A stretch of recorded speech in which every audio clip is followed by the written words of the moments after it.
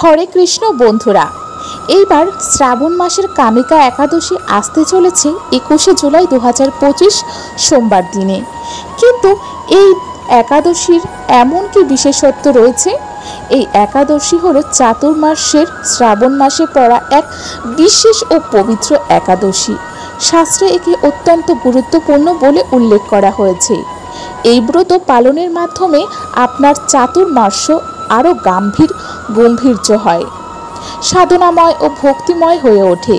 তাই আজকের এই ভিডিও পাঠে আমরা জানব এই কামিকা একাদশীর দিন শুভ মুহূর্ত কী, কবে ব্রত পালন করবেন, পালন কবে ও কখন করবেন এবং এই ব্রত কেন করবেন।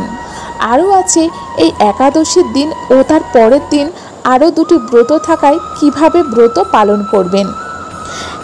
কামিকা একাদশী কি এবং কবে? শ্রী হরিবংশ পুরাণে ভগবান শ্রীকৃষ্ণ নিজে যুধিষ্ঠিরকে বলেছেন, একাদশাং বিশেষানি কামিকা কৃত্তিকা বা সর্বপাপাগ্নি সর্বকামফল প্রদা। অর্থাৎ শ্রাবণ মাসের কৃষ্ণপক্ষের একাদশী হল কামিকা একাদশী, যা সমস্ত পাপ নাশ করে ও সমস্ত কামনা পূর্ণ করে। এইবার কামিকা একাদশী পড়েছে 21শে জুলাই 2025 সোমবার। পালন সময় 22শে জুলাই 2025 মঙ্গলবার সকাল 5:37 থেকে 7:05 পর্যন্ত। একাদশী তিথির সময় শুরু হবে 20 জুলাই সকাল 10:53 থেকে সমাপ্ত হবে 21শে জুলাই সকাল 8:28 পর্যন্ত। উদয় তিথি অনুসারে একাদশী পালন হবে 21শে জুলাই সোমবার দিন। বিশেষ সময়সূচি 21শে জুলাই। ব্রহ্ম মুহূর্ত সকাল 4:14 থেকে 4:55। সূর্যোদয় হবে সকাল 5:36। সূর্যাস্ত হবে সন্ধ্যা 7:18। প্রাতকালীন পূজা হবে সকাল 4:35 থেকে 5:36 মধ্যে। সন্ধ্যাকালীন সন্ধ্যা পূজা হবে 7:18 থেকে 8:20 মধ্যে। এই দিন সর্বার্থ সিদ্ধি যোগ থাকায় এটি বিশেষ শুভ দিন। শ্রীকৃষ্ণের আরাধনা, জপ তপ সংকল্পের জন্য এটি মহা উপযুক্ত।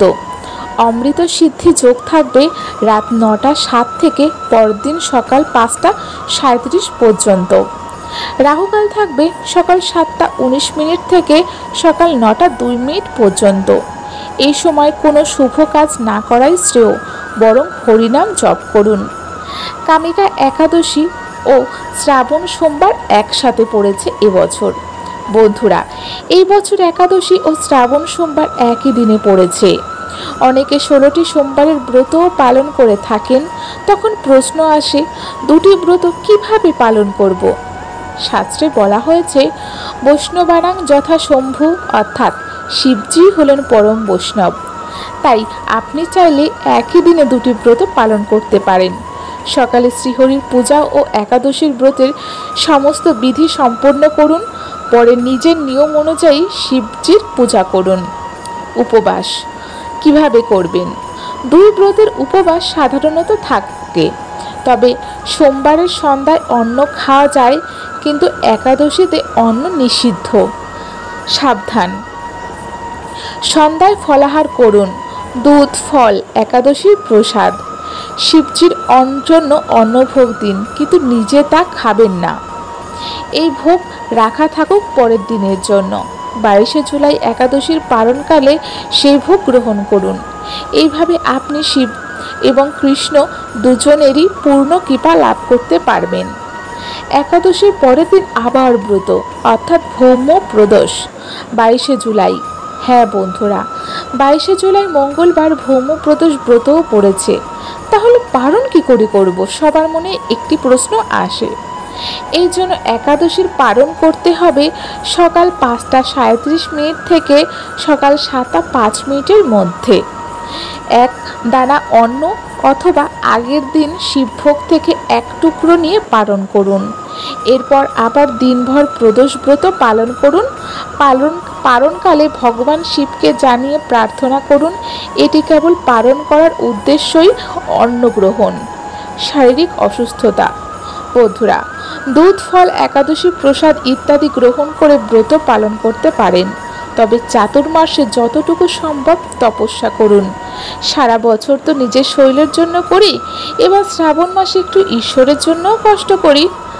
এই কামিকা একাদশী কৃষ্ণ ও শিব দুজনের পূজা করারই মহা সুযোগ। শ্রাবণ সোমবার ও একাদশীর পূর্ণফল একত্রে পাওয়া যায়। একাদশীর পরের দিন প্রদোষ ব্রত এবং সর্বাত্ম সিদ্ধি ও অমৃত সিদ্ধি যোগের মতো শুভ মুহূর্তে ভরপুর। তাই আপনি এই একাদশীতে হরিনাম জপ করুন, উপবাস পালন করুন, শাস্ত্রোক্তভাবে ব্রত করুন, প্রভুর নাম স্মরণে দিন অতিবাহিত করুন। তো বন্ধুরা, আমাদের আজকের ভিডিওটি আপনাদের কেমন লাগলো? ভালো লাগলে লাইক, কমেন্ট, শেয়ার করতে ভুলবেন না এবং ধর্মকথা সম্পাদ চ্যানেলটি সাবস্ক্রাইব করে পাশে থাকা বেল আইকনটিতে ক্লিক করুন, যাতে আমাদের ভিডিও সবার আগে আপনাদের কাছে পৌঁছে যাক।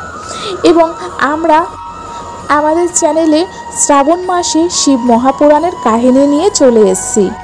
শ্রাবণ মাসে আপনারা শিব মহাপুরাণের কাহিনী অত্যন্ত একবার হলেও শ্রবণ করুন। ভগবান শিবের কৃপা এবং ভগবান বিষ্ণুর কৃপা আপনাদের উপর সর্বদাই পড়ুক।